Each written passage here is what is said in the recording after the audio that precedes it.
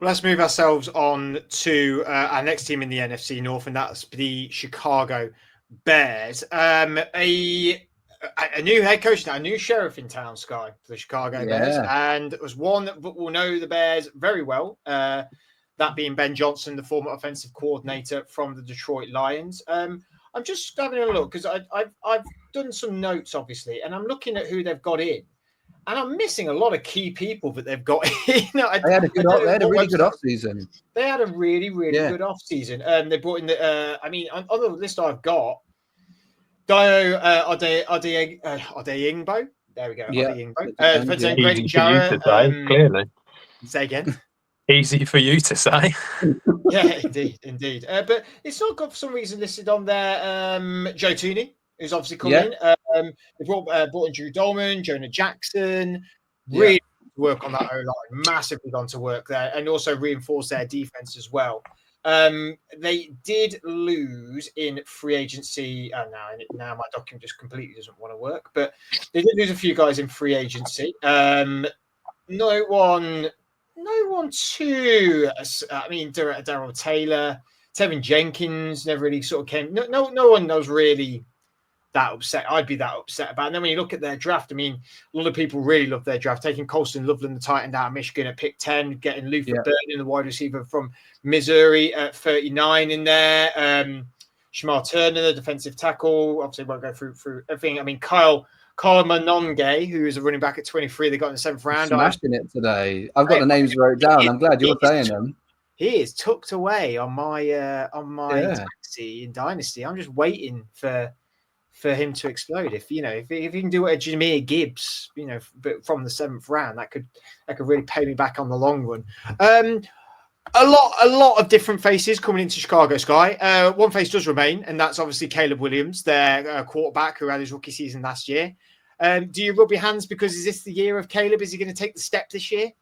I think so. I think Ben Johnson wouldn't have took the job unless, we know how great of an offensive mind he is and what he's done in Detroit.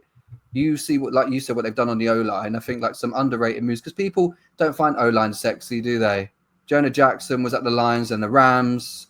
Tooney's a 4-time Super Bowl champ. I mean, I think one guy even they got Grady Jarrett in on defensive tackle. To be fair, isn't Joe Tooney's biggest thing in his career that's happened is having you interview him at the Super Bowl, wasn't it? Yeah, he did say that. He was like, should I text Tom Brady if we win on Sunday, or do I tell him that I met Sky Lawrence Pank? And I was like, mate, we'll see how the result goes. That's a real Sophie's choice, I'd tell you. Yeah, and they lost, so I'm sure he told Tom Brady. And that's why Grok told me that Tom Brady viewed my profile. Most famous person, apparently. That's the breaking news of today's episode. But what would we do without you? It will be Caleb Williams after this, with the way I would talk them up. I think... I remember us talking on draft day and with Colston Loveland. I think I was higher on Tyler Warren overall, but I think Loveland fits Ben Johnson and the Laporta mold more in terms of his style of play. So it made sense for them to draft him.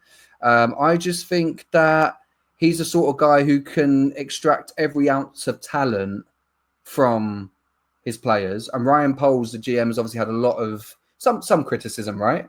But he's sort of gone, right, I'm getting this guy in, and you know what GMs are like. This is the guy where it has to happen. I think as a play caller in Detroit, Ben Johnson had, defenses running on their heels most of the time with the things that he was dialing up. And I would almost say it was a bit, Sean Payton-esque, the way that, he calls plays. So I just think as far as upgrades go in the offseason, the Bears have done really well on and off the field. And you know how last season everyone was going, Caleb Williams he's inherited the best situation as a rookie and it didn't work out. Well, now he's got that year under his belt, and then you've got a guy coming in who has that know-how. I think everything's just set around him, reloaded O-line, weapons. And genuinely feel like I know the Bears get laughed at a lot for not being able to, turn their hype into anything. But if there's a year it's going to happen, I think it could be this year. I genuinely think that.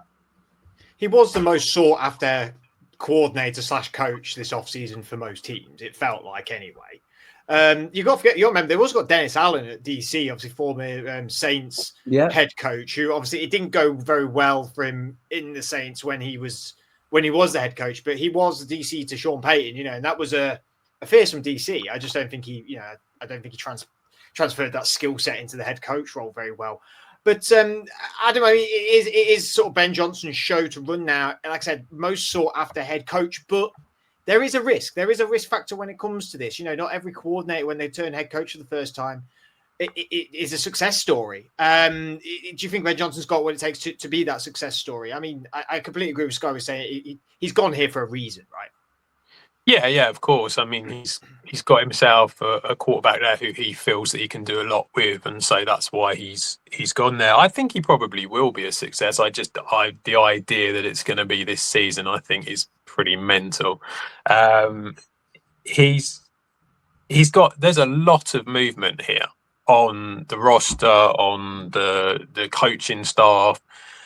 That's a lot to sort of get all your sort of like everyone in the right place, to go in the right mindset, doing everything right from day one. And I think that you're probably going to see that there might be a few ups and downs this season, certainly early on. And then once you sort of kick into the back of this season, I think you might start seeing a team that is going to be, running on all cylinders. As you said, there's been lots of movement. The guys that left, I mean, like your Tevin Jenkins, Coleman Shelton, they were O-line guys, and it was their biggest weakness was the O-line. They desperately needed to change that, which is why they brought the likes of Joe Tooney and Jonah Jackson. So I completely understand that. One of my guys that I spoke about in the draft a lot, the offensive tackle guys, Ozzy Tripolo, who they took in round 2, I thought that was a really good move that they took, and he'll be great for them just as a run stopper. I think that he's really good, and as you said, the likes of Colston Loveland, Luther Burden, these guys are all good offensive weapons, and they're young. It can be added on to the likes of DJ Moore, who's already there. In theory, Rome Odunze should improve as it's his second year. I think there's only positives really when you sort of look at it. It's just one of them things where it's like the idea of them being able to sort of compete as in to win this division this season is just a bit farcical. I think. I think there's a lot of hype around it, and to me, it's really unlikely to happen because it's just a lot. It's a lot that's changed in a small space of time, and you've got some really good teams here, and that's why I think it's very difficult. They're currently 4th with most bookies when it comes to the division betting, and I think what they need to be looking at is that they need their kind of goal for the season, I would say, is to have a winning record and try and get that 7th seed. I think if they do that, they've had a really good season, and then they can potentially move on. But I don't see them suddenly getting 13, 14 wins here. I think as a Bears fan, you hit 7 wins and look like you're going in a direction, I think people are okay with it. It's a bit like Detroit. I don't know if it's enough. They did 5 last year. I think you get 7 or 8 wins, but look like you're going in the right direction. Same thing with that when Dan Campbell arrived in Detroit. They were not an overnight success. That was a few-year build. And I agree with you. I think that this takes time, no matter how tenured some of these people are that are within the team and within the coaching staff. It is a new situation. It is a new team. It is a new philosophy, and it is players still learning. Caleb Williams, he has had a massive amount of education last season in his first year, but it is only his second year. It is only his second year. We saw quarterbacks who are in the top 5 conversation, get to 3-4 years before they really took off. Josh Allen, Lamar Jackson. And Mahomes was pretty great within the first year, but they build and build and build. And I think it was always unfair to expect Caleb to come in and be generational overnight. But obviously it was sort of a victim of the draft hype in terms of he got there and it's not quite worked out straight away. Because of course it doesn't always work straight out away. It takes time. And the guys they've got some very key, but they've drafted and brought in some very key guys within this team now, and that's gonna have to give them a minute. They're gonna have to be given a minute to get used to it. Colston Loveland's an incredibly gifted tight end, but it is the NFL. It isn't college. Yeah, Joe Tooney, probably a Hall of Fame guard, really. It still takes a minute for him to be in Chicago. It's still going to take him a moment. This isn't an overnight success story for me. I mean, Sky, how much money have you put on for them to win the division, though? In seriousness. I'm not for anybody. I don't know. Well, you guys, it's no secret that I'm a big Caleb Williams fan. I think he's got. I think NFL in general is a fan of Caleb Williams. I think they are. I think NFL Twitter quite enjoys when he loses and he's, he's got his. I was going to say, there's been a few clips, hasn't there? The ball flying all over the place in pre-season. So I think they do like putting it out there. I mean, look, they're not going to be what the Rams did with the greatest show on turf when they went from 4-12 to Super Bowl winners. But I do think the Bears, I agree with what Adam was saying. I don't think 7 wins is enough. I think 8 wins, you can maybe get away with the fact of, there's no even records anymore. We'll let you off. And the only reason I think that they've kind of gone under the radar is not the right word. But when people are like, oh my God, they have the second hardest strength of schedule. It's like, but that changes every year. What does that even mean? All the off-season, there's been so many changes. We know the NFL changes year to year, and that's the beauty of the NFL, the fact that things can turn around so quickly.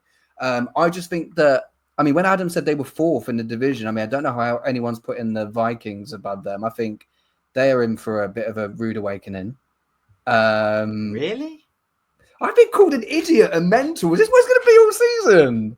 This is bad. It's no different to normal. So why would we change? I think we on air. Yeah. I think we'll talk about Vikings in a minute, but for me, not to give too much away about my final, what's the standings are in the division, but I've got this division incredibly close between all 4. Oh, yeah, so close. I don't think there's much between. I think, it's like you said, with all these changes, right? We started with the hardest, realistically.